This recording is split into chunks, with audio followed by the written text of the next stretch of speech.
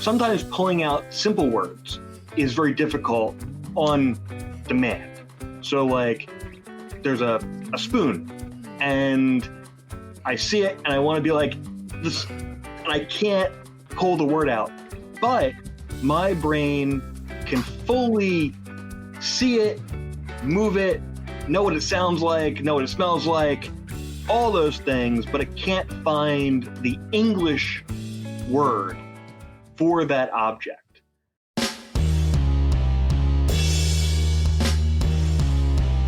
If you enjoy this podcast, show us some love and take a couple minutes to leave a 5-star review. It helps us get found by more listeners, and we greatly appreciate it. Aphantasia is a condition characterized by an inability to visualize mental images in one's mind. If you have just discovered that you or someone you love has aphantasia, or if you're just fascinated by the subject in general and love learning more about it, you are in the right place. The Discovering Your Mind podcast delves into all aspects of the mind's eye, including aphantasia, hyperphantasia, and everything in between. Welcome to the Discovering Your Mind podcast, brought to you by shanesbraindomain.com. I am your host, Shane Williams, also known as Shane's Brain. And today we're talking with the one and only Louis Silverstein. Welcome to the show, Louis. Thanks for having me.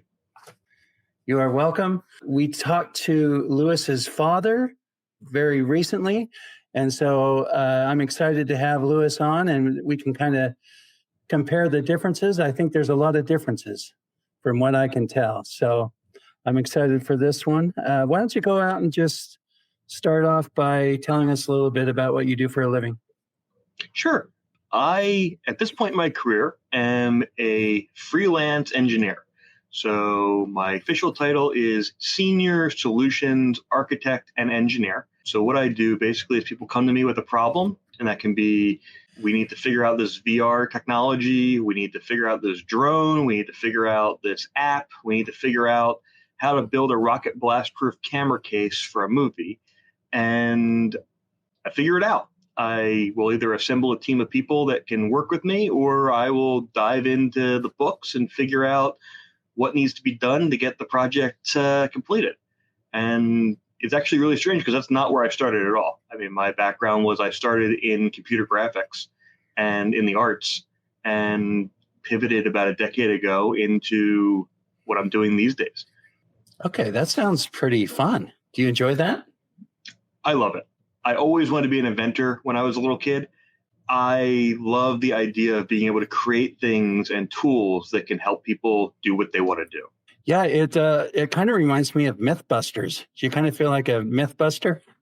That's exactly what my job feels like. Yeah. I'm a graphic designer. Is that what you were originally?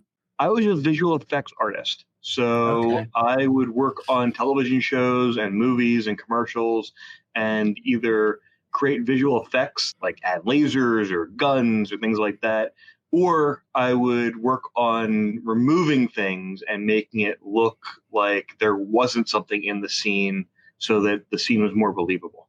It was called invisible visual effects. So the idea was, let's say you have someone who's on an operating table and that person isn't really a cadaver, they're breathing. The goal would be to freeze it and make it look like they're not actually breathing and make that believable.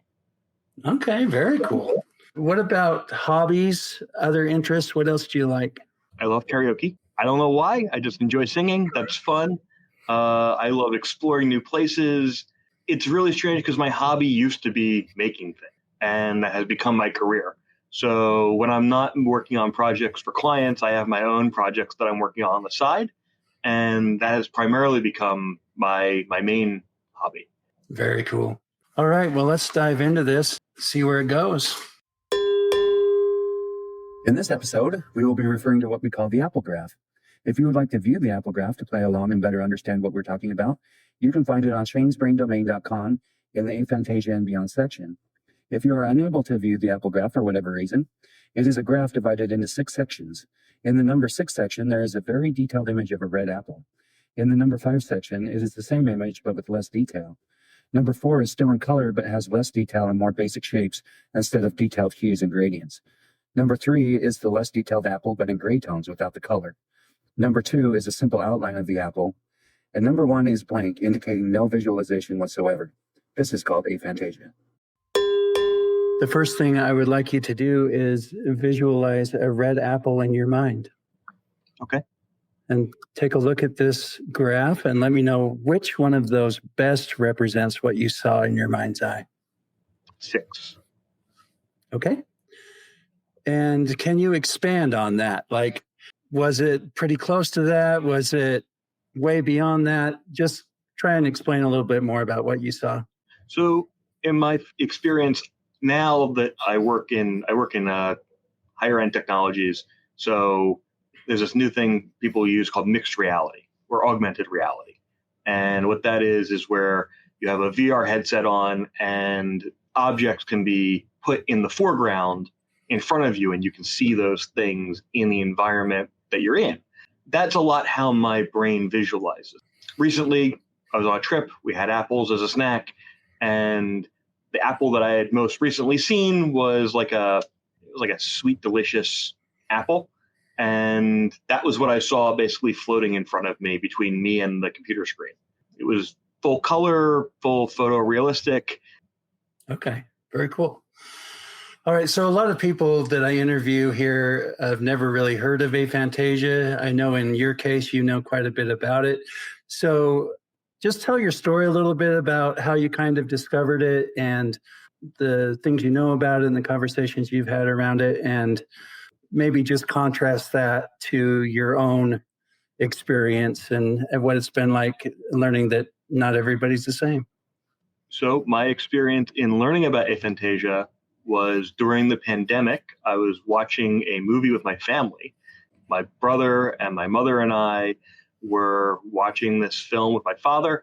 There was a scene, I believe it was a memory scene where someone was recalling a memory. And my father said, "Oh, that was interesting." And my mother and my brother and I were just like, "Oh, that was pretty accurate of how like a memory feels." And my dad was just like, "What are you talking about? Like, isn't that just a literary device?" And we were like, "No, that's what it feels like to recall a memory." And that led into a discussion where we learned that he doesn't have the same type of experience of the mind's eye that we had. And as a result of that conversation, it led to many more conversations with him being like, "Well, can you, if I say, imagine the smell of vanilla on a candle, imagine what that smells like. Can you imagine that?" And he can't do that. He says he knows what it is, but he doesn't know he can't experience the olfactory sense. Or if we ask him like the apple, can you see it? There's no visual experience. Now, coming from the fact that I can do all those things, I don't believe him in a sense. Right. So I've learned about it, but he's the only person that I've experienced that I know has that same experience. My hang up is that he's a lawyer and he's very legalistic. So I think that the semantics of can you see something is where the difference is. But I haven't had an opportunity to speak with other people that have the same experience to understand if it is a semantic or if it's a physical manifestation. It baffles me because I can visualize things that I've never seen before. I can visualize things that I have seen before. I can smell things. I can hear things. We were talking recently about dreams and the way we experience dreams, and that was extremely different. So learning about aphantasia and how people experience the world through that, it fascinates me. So I'm very curious through this conversation to learn a little bit more about that as well. Yeah, it fascinates me too, because I had the opposite, experience. I grew up thinking everybody couldn't actually see things. I thought all of these expressions were metaphors and figures of speech. And when I found out people could actually visualize, blew my mind. And I've been fascinated by it ever since. And one of the things that I've discovered by talking to so many people about it is nobody is quite the same. Like the uniqueness of everybody is off the charts. Even the people with aphantasia that I talk to, we're different in so many different ways. We have this one little common thing that we can identify with. No, I don't see the apple, right? But beyond that, it just gets so interesting. And all the things that you mentioned, smelling, tasting, dreams, we're going to get into all of that. We're going to discover how it works for you, and it's going to be unique to you. And that's what's so cool about it to me. And along the way, if you want to ask me any questions, we can delve into that as well. So the next thing I'd like you to do is think about a chicken. Okay. Describe what happened in your head when I said that. When you said this, think about a chicken started to appear in front of my eyes. And it was a weird thing because it was the perspective of, it was floating slightly above me between my view of what I'm seeing on my screen and the background behind my screen. And I could see the bottom of a chicken. I saw the chicken legs, and then I looked up. And I don't know if I actually looked up in my eyes or if I just did it in my head. And I started to see the top of the chicken. And the chicken was a cliche white chicken. And then my brain said, that's cliche. And it turned it into a brown chicken. And then it brought the chicken down into view.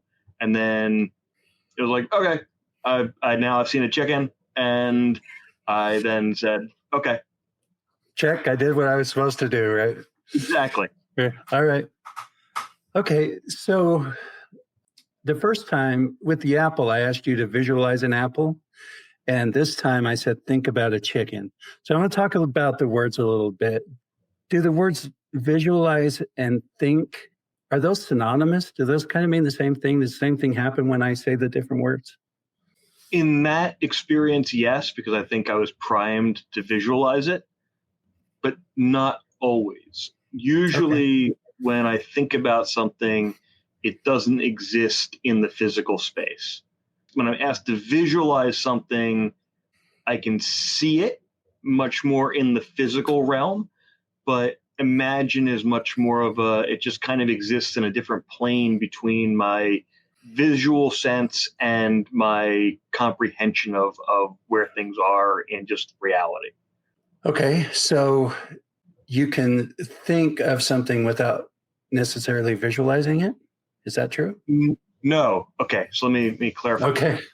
Visualizing something is more of a placing the object into reality, as in putting it in front of my eyes, seeing it in the world. Imagining something, it basically feels like my eyes are rerouted. So the instead of my visual cortex receiving something from my eyes and processing that information, the information is being processed and sent to another input. So imagine you have, like when you're doing a web call, you can either have your webcam or you can share your screen. And the webcam is seeing the outside world, and share your screen is seeing what's running in your computer.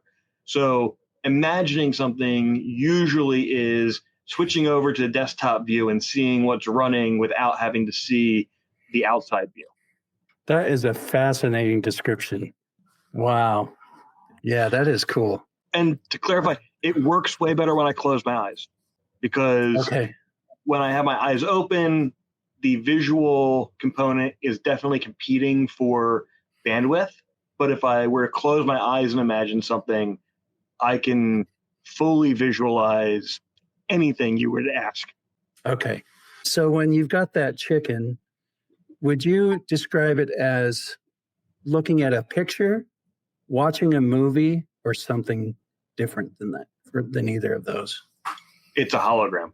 It's a physical chicken that I know. It's not physical in the sense that it's a real life chicken, but it's definitely, it has 3 dimensions to it. It is moving. And in computer graphics, I would call it a volumetric representation, where It was there. It was up here. And when I was like, okay, move it down a little bit, my brain brought it down a little bit, and there was chicken in the world. I knew it wasn't a real chicken, but it was photorealistic live chicken. Okay. Can you take that image and rotate it and see it from all different angles? Yeah.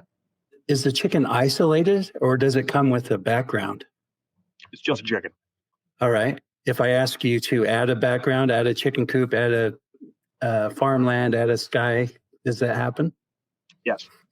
And you said that there was movement, right? Is there always movement?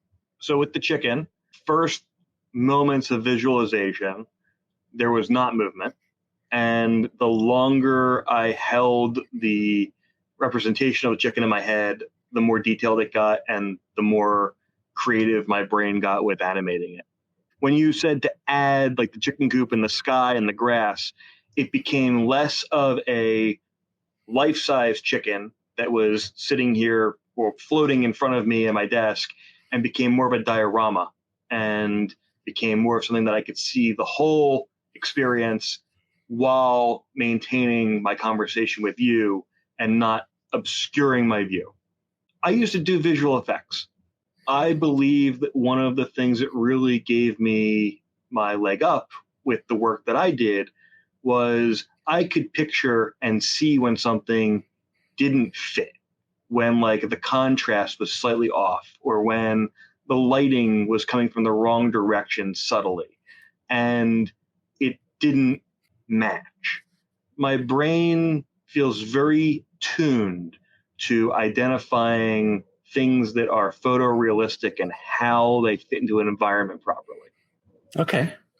What about manipulating the image? I want you to make the chicken fly. Make it fly like a fighter jet. Can you do that? Yeah, it becomes cartoony. So the bird itself does not become cartoony. The movement becomes cartoony. So bird fighter jet is kind of like if you were to take like a Looney Tunes Bugs Bunny turning into a fighter jet, but instead of it being a bunny, it's the bird that I was visualizing when you asked about it.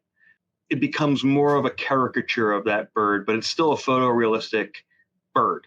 So think more of like a Tim Burton type bird, where it becomes this weird, a bird would never have eyes that turn into a cockpit type thing, but in the visualization, it's that photorealistic bird that now is flying like a fighter jet. In my visualization of that, it was in front of me, and behind it was slightly bluish background, and there were clouds flying by it.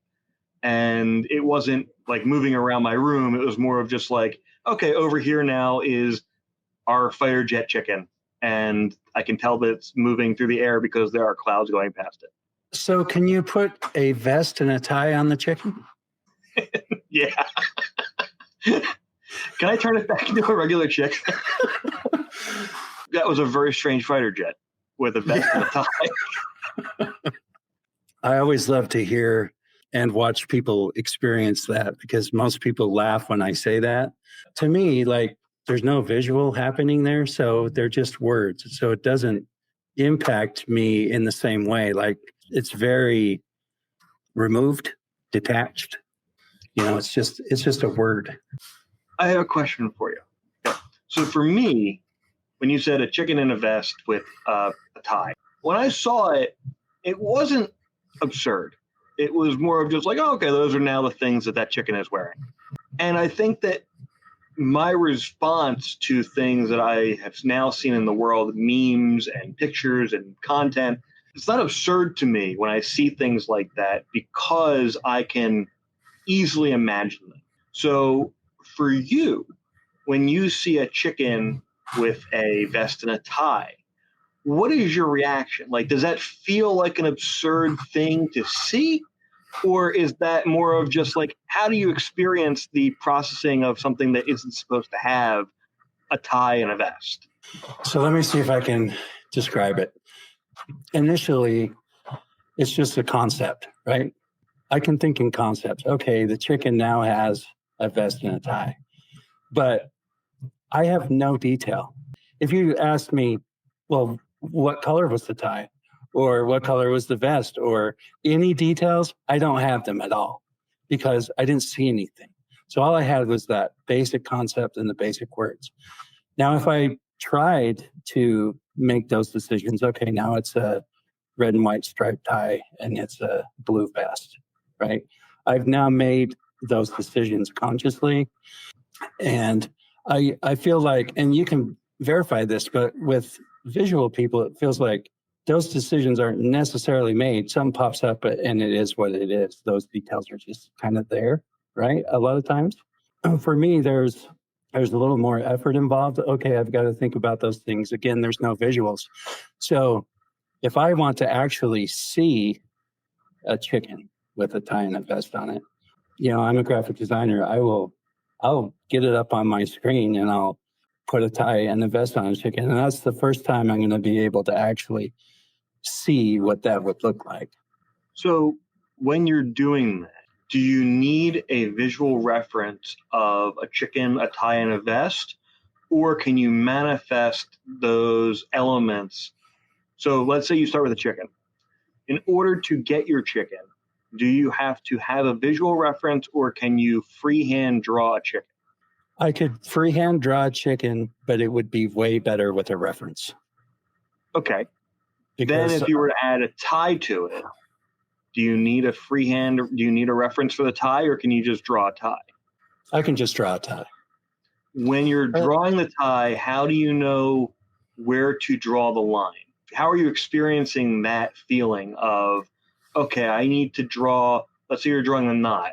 I need a kind of triangular object that is the knot.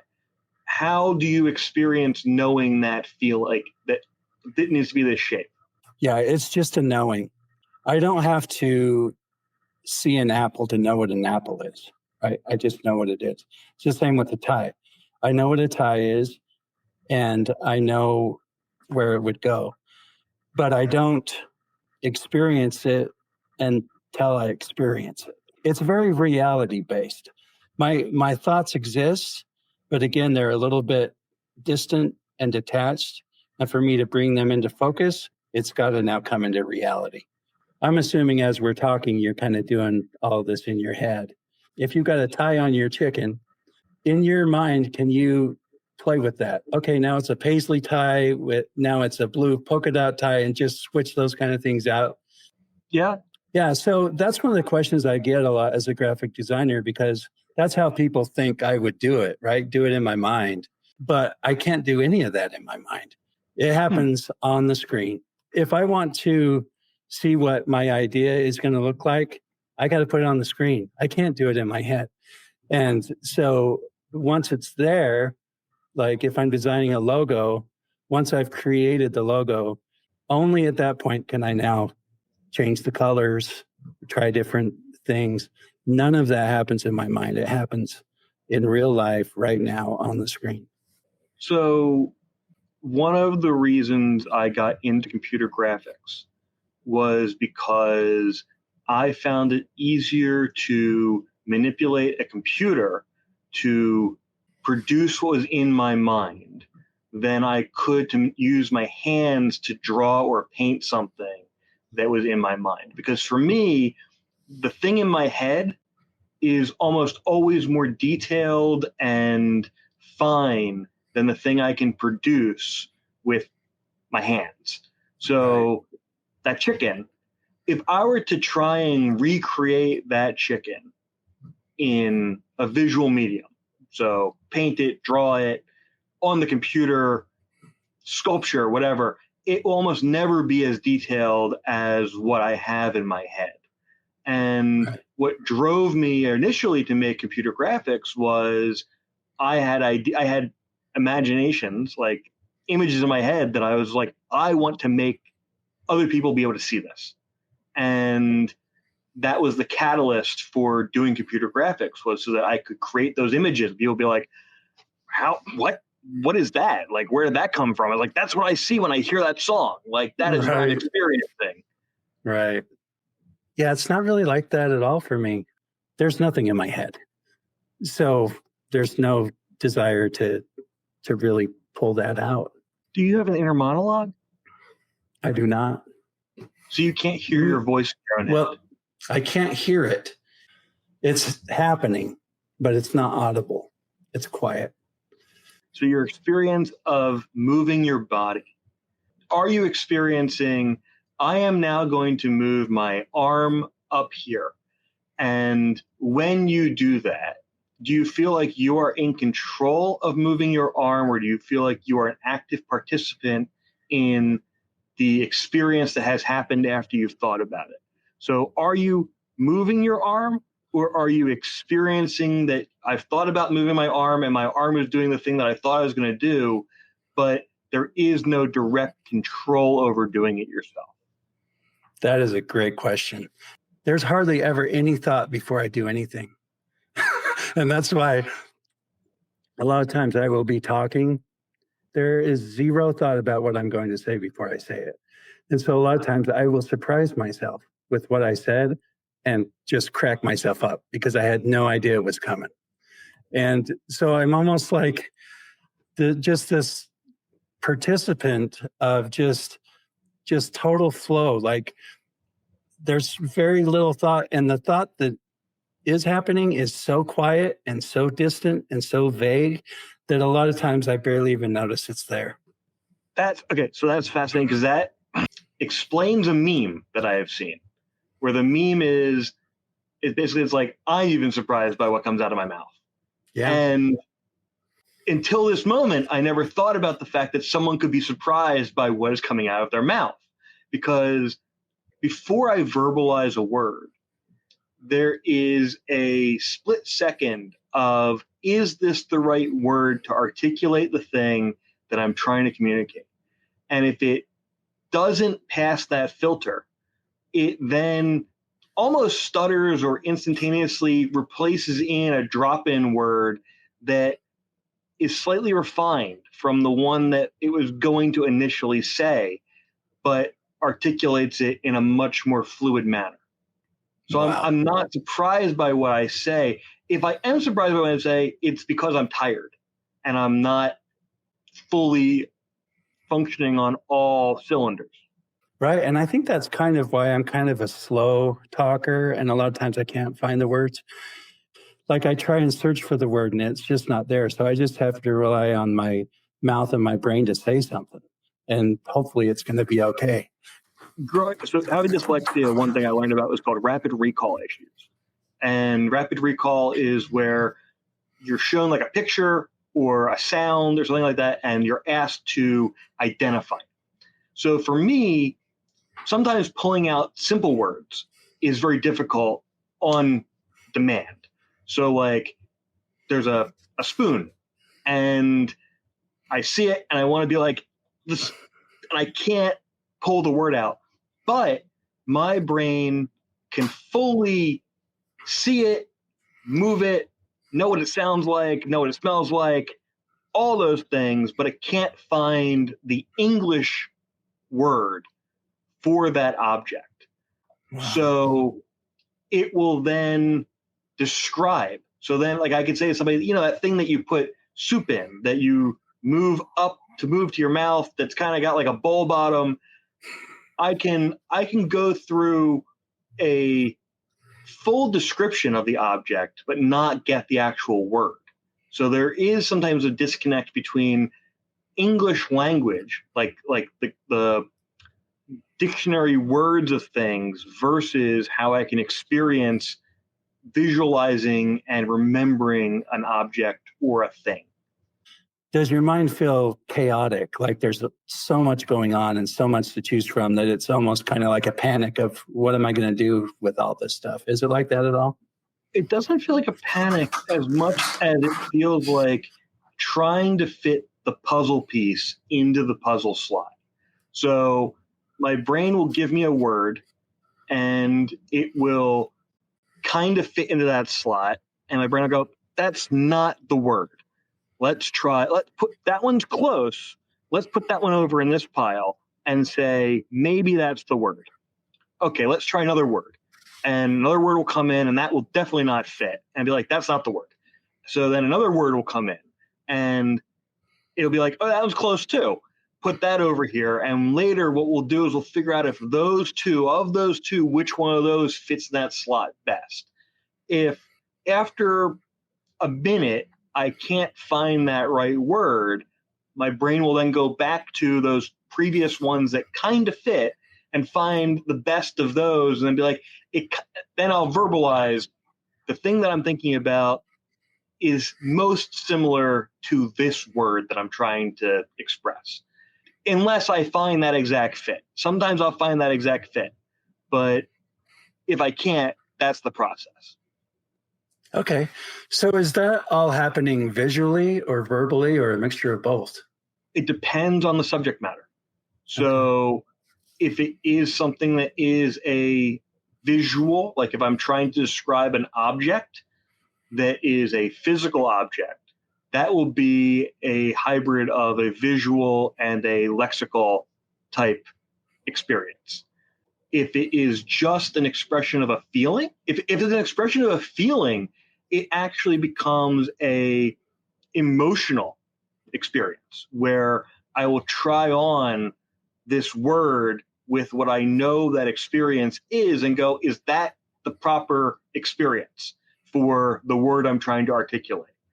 And then it will also go through an auditory filter of, does this sound like something that would fit in a sentence to describe this thing? So there are certain words that in a emotional context make sense, but in a grammatical sentence structure don't make sense. So it has to pass all these different filters before I am 100% locked onto this is the way to articulate that. Okay. So when you're describing that, it sounds to me just like this long, drawn out process, right? But it all just happens like in the split second. As you were asking me to describe it, and I was describing it just now, I was experiencing the act of describing what that feels like. In describing what it feels like, it was an experiential feeling of, okay, let's experience what that feels like simulated and express it as we're going through it so that that can fully be articulated. Very cool. I'm so glad we delved into that. Very interesting. Spread laughter all around with funny and witty t-shirts from Shane's Brain. Check out fan favorites like Once in a Blue Moon, Tired of Laundry, and the Ramalama Ding Dong shirts, all on shanesbraindomain.com. So I want to go back to, you mentioned there's kind of a difference in whether your eyes are closed or your eyes are open. And I want you to talk a little bit more about that. Plus, on top of that, does it feel like when you're visualizing that chicken, is it projected out in front of you? Or would you say it's more kind of in your mind? And does that change whether your eyes are closed or your eyes are open? So if my eyes are open, again, I would equate it to mixed reality or augmented reality, where the chicken is just, it's here. Like there's a chicken in front of me, and it's in the environment. It's not abiding by gravity. It's not abiding by the laws of physics. It's just arbitrary object that is in front of me. And that could be any object. I mean, it could be pipes. It could be a chicken. It could be an egg. It could be the moon. It could be any object. It could be an atom. It could be literally anything that my brain or someone asks me to visualize in front of me. It's 99 to 100% opaque, but it also can go in and out based on the focus. So if I'm less focused on it and I'm more focused on the screen in front of me, it becomes kind of semi-transparent, kind of like I'm using a computer and I'm not focused on the main window in front of me. Versus with my eyes closed, if my eyes are closed, it has my full attention. So it could either be a chicken in the black void, or it could be in an environment. It really depends on how long and what the task is. So I find when I'm designing things, like I'm working on a project right now where I was doing wiring and engineering of a project, I could close my eyes and visualize the wire paths of where things need to go. And it was a way of like, okay, what are the obstacles? What are the things that I am going to need to deal with in this project? And then when I picked it up on my screen, I could see the analog. And then my brain was visualizing, okay, let's get around that obstacle like this. And then I tweak it on the computer to match that. So that one, when I was doing that first, that was kind of with my eyes closed, just thinking about what this project entails and how to move it around and manipulate it properly. And then with my eyes open, I'm kind of seeing the project over here that my brain has imagined. And then over here on the screen, I'm seeing the real thing. And I'm kind of seeing the difference and like how I can manipulate those two things to coalesce. Oh, wow. That is cool. So can you, if you're building something and you're kind of starting in your mind first, say it's, something with an engine or something that's going to be a mechanical working thing, can you build it in your mind to the point where you can test it in your mind, like press start and see if these things are going to work in the right way? Is it that advanced, or can you kind of have to go into real life to get to that point? It just depends on how long I'm visualizing it and how long I'm building it out. But I can do entire projects in my head.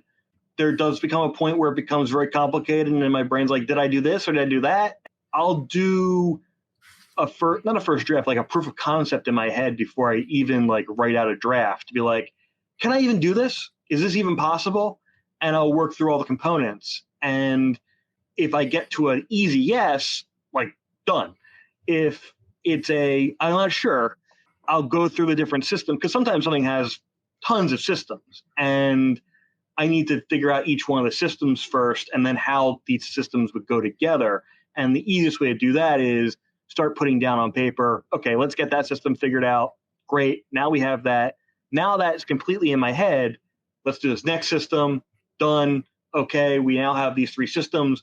They all work together. Okay, the project is doable. Or how to solve a problem. That is amazing.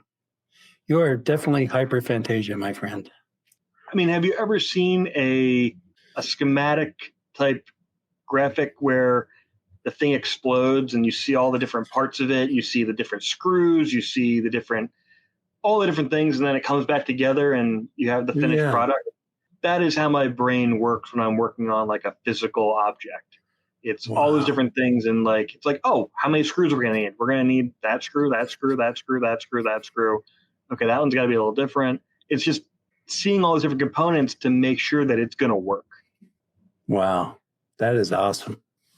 Here's another little exercise I want you to do. I would like you to visualize 3 blue dots. Okay. Now visualize 9 blue dots. Okay. Now visualize 100 blue dots. Okay. Now visualize 1,000 blue dots. Okay.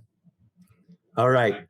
Were you able to do that? Just walk me through what was going on in your mind and describe it the best that you can. So 3 blue dots was super easy. 3 blue dots were just 1, 2, 3 big blue dots in front of me. 9 blue dots was easy too, because it was just like 3, 3, 3, 3, 3, 3, 3, 3, 3. Okay, like I know what 9 blue dots look like. The next one was 100 blue dots. Mm-hmm. I don't know that there were actually 100 blue dots, but there was the proper expansion of the grid of dots to be what felt like 100. Okay. And then when you said 1,000, it was like, oh, well, I know what that would look like if I were to increase it by 100%. The blue dots were too small after the 9 blue dots to really count. So it was an assumption of volume. It was I know what this 10 by 10 grid would look like. Then it was like I knew what a 100 by 100 grid would look like. I would verify if I had to actually count the 1,000, but I knew it was an even square, and it was just full of pixels, basically. Okay. So you didn't necessarily do the math to the dot, but you were pretty darn close, you'd think. Yes. If I had to draw it, I would know what the visual proportions would look like of those 900,000 would look like. And that's what my brain did when it was like, to do 100 of them, I could sit here and count the different rows and make 100 of them, or I could sit and make 1,000 of them. But my brain was like, no, we know what that looks like. Right. So we're just going to visualize it. Very cool. Very cool. All right. The next thing I'd like you to do is don't think of a pink elephant. Too late. All right. I want to talk about this one because this is one of those things you've probably, heard that before. There's no way to not think of a pink elephant when somebody says pink elephant. However, I feel like I have broken that that assumption that everybody will think of a pink elephant, because to me, I hear the words pink elephant, and even with those words in front of it, don't think of a pink elephant. I'm like, okay. And so I don't, because because all they are words. Those words come into my brain for a split second, pink elephant. But unless I choose to try and think of it, all it was a split second of a couple of words, and I'm done. Past it. I didn't think of a pink elephant. So what about you? Describe your experience and what you think about what I just said, because most people would think that's impossible. So when you said, don't think of a pink elephant, my brain saw the pink elephant and then processed don't. Don't was processed after the pink elephant. It was, what is the thing that's happening? And then processing, well, don't do that. And it was like, well, as soon as the don't was processed, the elephant vanished. Okay. So you could follow the rules. It just didn't happen in sequence. Correct. Okay. Is it always that easy for you to get rid of a thought? No. I can have a song stuck in my head and I can't get rid of it if my life depended on it, where my brain is just repeating the song, either a refrain or the entire song, and it is there until it either is done with it or it latches onto something new. Whereas I've asked my father about that, and he's like, I've never had a song stuck in my head ever. Like, he doesn't even understand what it means to hear a song in your head. He's experiencing a song or he's not experiencing a song. There is no imagining it.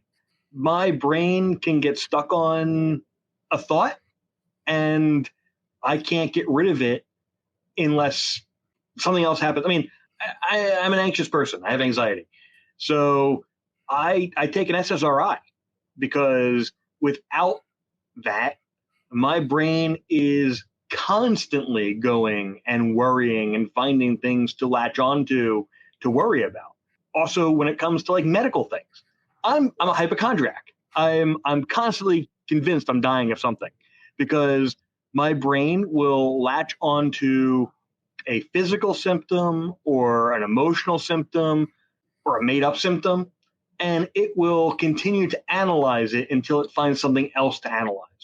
So do you think it was so easy for you to get rid of the pink elephant because it was inconsequential, there was no attachment to it, it's just a stupid thing I said, and it's okay, let's get rid of it?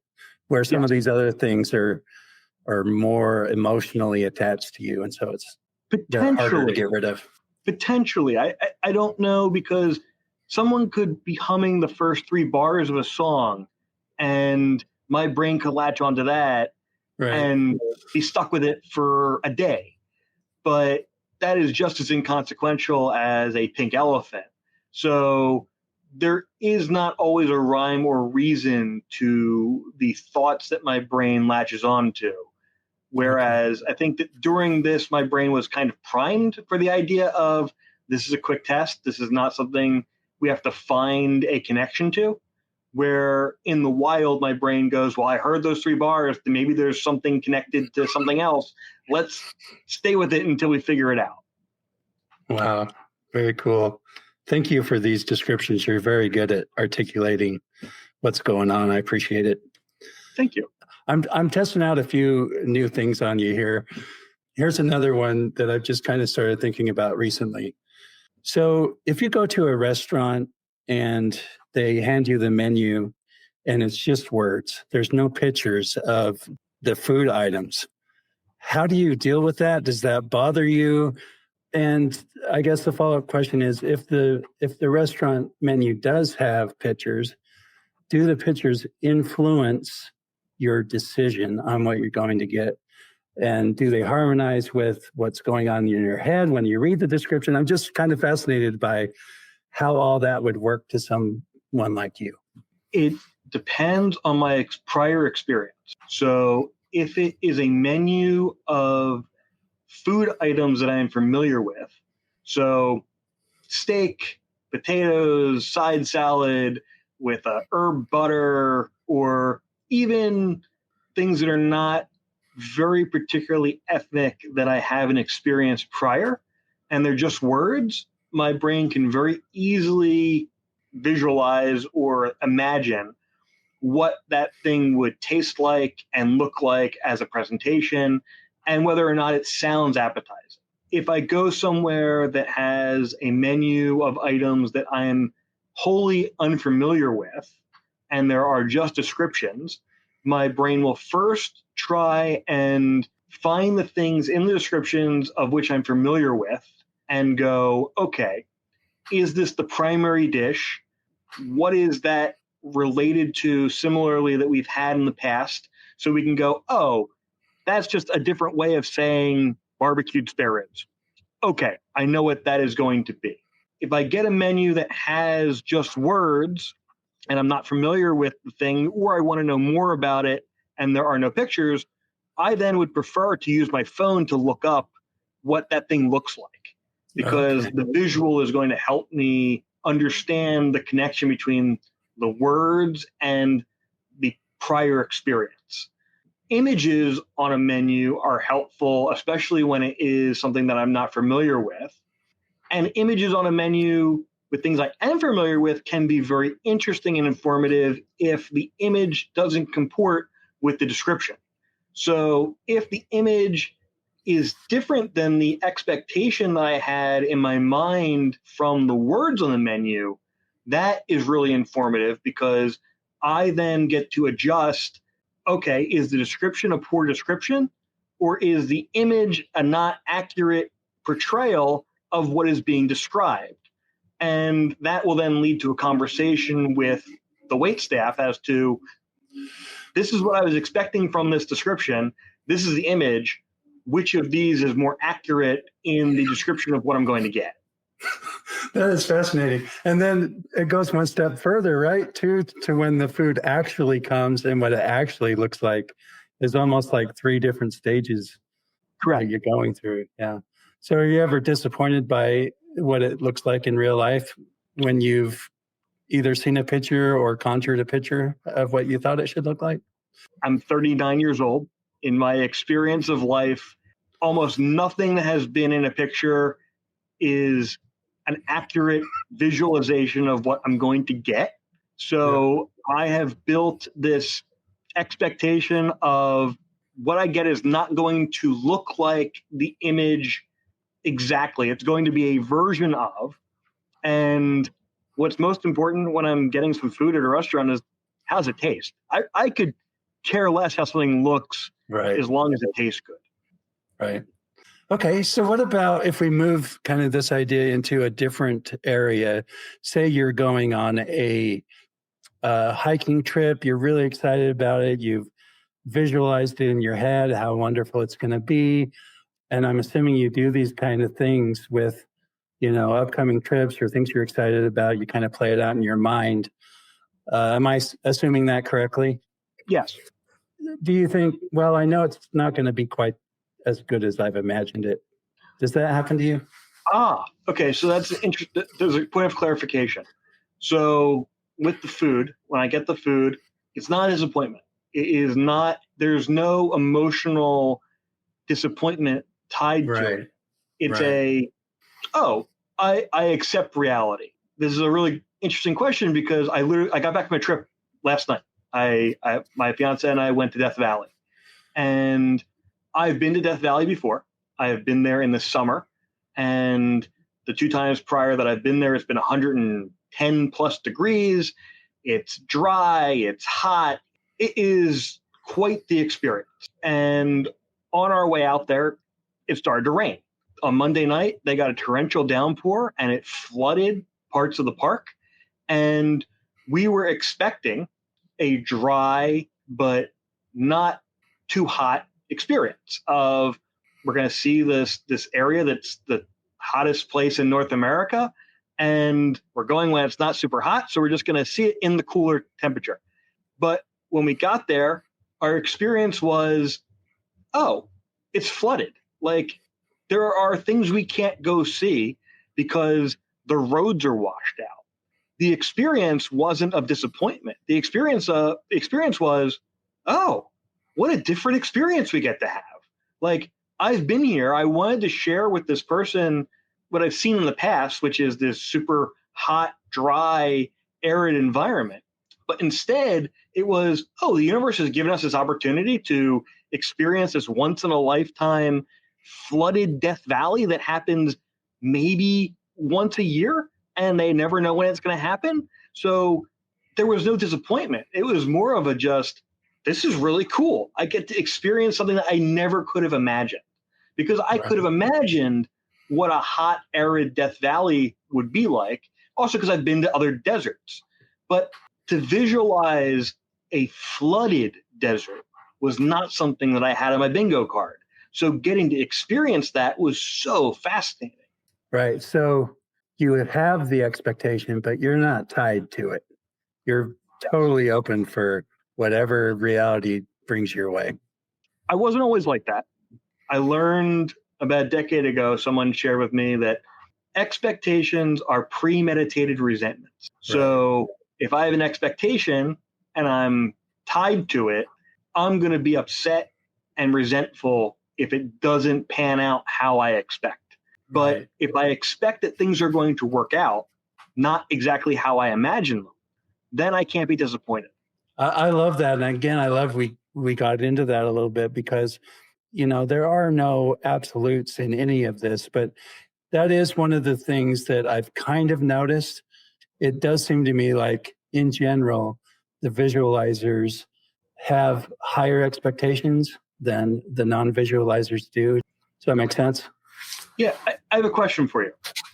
Regarding that, have you found that people with aphantasia do or do not, on the whole, have anxiety? Is there a correlation between anxiety and someone's ability to visualize? It's a very mixed bag on that one. I've never struggled much with anxiety. I've always been pretty easygoing, low key. And I think a lot of that has to do with aphantasia, but a lot of it just has to do with who I am, you know, my personality. So I don't know how much of that is playing a role, but I have talked to other people with aphantasia who struggle immensely with anxiety. It's very individual. So I'm curious how that would manifest. So I've asked people the question of, do your thoughts ever shut off? Are your thoughts intrusive? Those kind of questions. And across the board, whether you have aphantasia, aphantasia, or hyperphantasia, I can never predict the answers to those questions. So I think the way it's manifesting is, even though it's not visual, or a lot of times it's not audible, it's still very intrusive, just kind of overwhelming. And a lot of people with aphantasia, even, their thoughts are that way, and they've never learned how to quiet them or calm them, or, you know, any of those things. So a lot of the same type of things are happening, just in a different way than it would for you. But a lot of them still describe, like, my mind is always going, it's always intrusive, it's always negative. I've had a lot of people with aphantasia tell me that. They're dealing with those same things. They're still manifesting. They're just manifesting in their way, not in visual or audible ways like you, but they're still experiencing those things. So through this conversation, I'm having a thought here. My experience of thinking, visualizing, all of those different things are tied to my physical senses. So visualizing is tied to my past experience of seeing things. My auditory experiences and thoughts are tied to how I've heard things. My olfactory imagination is tied to how I've smelled things. My taste is tied to how I've physically tasted things. My tactile imagination is tied to how I've felt things. So there are those 5 senses, and that is how I experience my thinking and processing of the world. And when there is the combining and the coalescing of those things, that can be a thought in my mind's eye that doesn't necessarily have to be visualized in front of my eyes sense. All those things can kind of just happen here. It's an abstraction of those things that I've experienced through those other 5 senses. With aphantasia, my question is, how are you experiencing any of the abstracted thoughts that are not outside of your physical experience? So let's say you are, again, the menu. If you're given a menu, how are you experiencing reading a line and determining whether or not that sounds good to you? Where does that sensation exist? Does it lie in your mouth? Does it lie in your gut? Is it purely cerebral? How are you experiencing the determination of, oh, that cheeseburger sounds good? Okay. So I don't have to experience it in my mind to know it, because I experienced it in real life in the past. So that's what I draw upon, is my knowledge of what I learned when I experienced this thing. So if I read a menu and this thing has cashews in it, I know I love cashews. I don't have to look at a cashew in my head or taste a cashew in my head to know that I like cashews. So just based on the description, what is in there, I either know that I like it or I don't like it. And that's really as simple as that. That's how I decide. I love blue bacon burgers, right? The blue cheeseburgers. So if I'm reading the description and it's got all the things I want, and it's got blue cheese crumbles, it's got bacon, but then there's something weird in there that I don't like that's added in, then I start second guessing it. Maybe I don't want this thing because that's going to ruin it, kind of a thing. So that's kind of how it is. It's just very thought-based, reality-based of what I know from my past experience. So that gets to the question I was going to ask is, how do you account for novel changes? So let's say that they have the blue cheese burger, but they are adding roasted cashews to it. Do you not imagine, but do you take from prior experience, okay, I've had roasted cashews, I like this cheeseburger, maybe they'll be interesting together because someone has put it on a menu? Like, how would you navigate determining whether or not you want them to keep it on there, or maybe you want it on the side? Right. Honestly, I would give it very little thought. So if it's something that sounds interesting, let's try it. So even if there's something that I'm not sure what it's going to be like, if it sounds like, hey, this could work, or I'm curious enough about it, I'll just make the split decision and say, all right, I'll do it. Let's go for it. It's a hamburger. If I don't like it, life moves on. It's not that big of a deal, kind of thing. So I don't dwell heavily on a lot of my decisions. I kind of fly by the seat of my pants with a lot of things, because honestly, my brain is so simple that it doesn't want to think about stuff. It doesn't want to dwell on stuff. That's why it's always been bad at math. Like you ask me a math question and my brain will literally shut down and refuse to think about it. Like it doesn't want to go there. So what it sounds like what you're describing is there's all this going on behind the scenes, where with me, there's not much going on behind the scenes. So how do you experience dreaming? Do you dream? I do dream. But it's been one of those things that's been very hard for me to explain or even understand myself. I've had maybe a handful of dreams where I could say, that was a visual dream. But the rest of them, I'm not sure what they are. I can't quite put my finger on how they manifest. I'll wake up and I'll know what happened, but I'll have no real way of understanding if it was visual, if it was what it was. I've always had a hard time understanding exactly how my dreams manifest. Tune in next week for part 2 of Yes, I'll Have a Large Helping of What's Going On in Louis Silverstein's Head with a slice of Shane's brain on the side. If you like what you hear, please subscribe, follow, and engage with us, and share it with your friends and family as we continue to explore this fascinating subject. For additional information about this episode or Shane's brain, check out the show notes. Thanks for listening to the Discovering Your Mind podcast. You are beautifully unique.